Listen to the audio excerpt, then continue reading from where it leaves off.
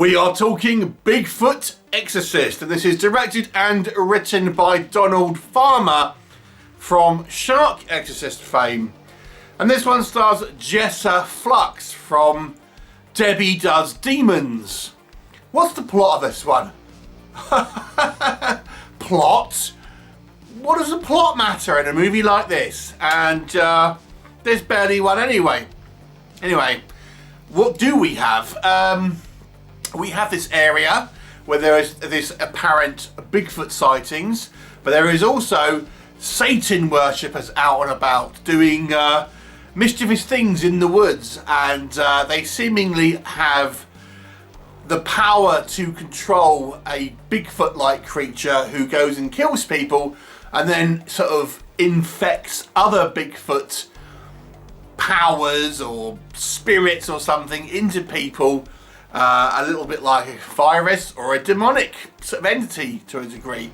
And then we have a variety of people, including this kind of couple that are staying at this chalet place that are affected by this. In the meantime, we have this nun who goes rogue because she knows how to stop this demonic entity. What will happen? Well, you'll have to watch the movie to find out.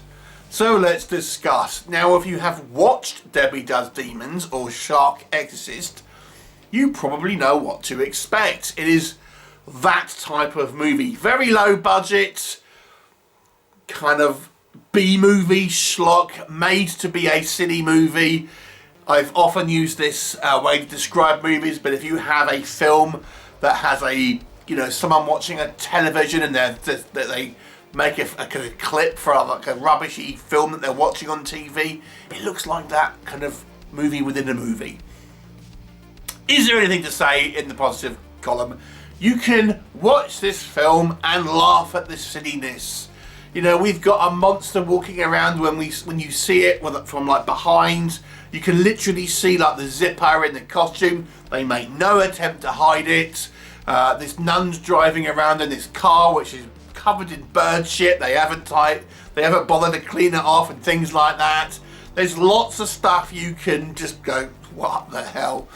There is a few boobs in this movie. Jessa Flux is, she's quite happy to show all. There's a weird birthing scene in it, which is kind of quite like eyebrow raising, I would suggest. And it's an hour long. There's some credits with a couple of scenes in it, but the actual movie is about an hour long. It's extraordinarily silly. You can kind of watch this and just think, what is going on? But realistically, if you're wanting to watch this for a story, then forget about it, because that's not what you got here. So let's be honest. I mean, as fun and as a novelty as these sort of films are, you can't really watch them, I would suggest, as a actual film to sit down and enjoy a good story with some interesting characters or good VFX, because there's nothing like that here. It's just a kind of a novelty, fun, silly bit of schlock. So there's none of those things. There's no real story in this movie.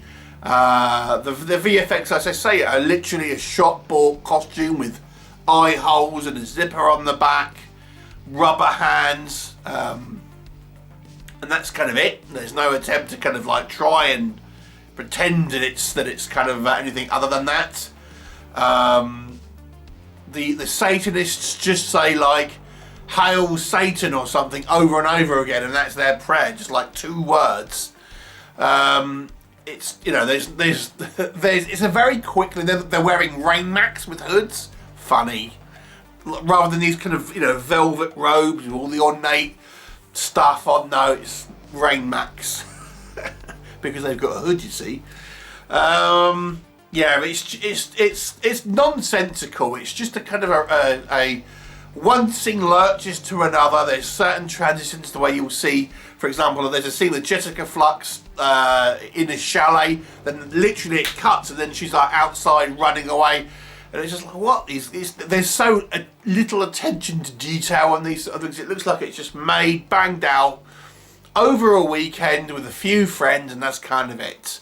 You know, you can obviously rip this movie apart if you really wanted to.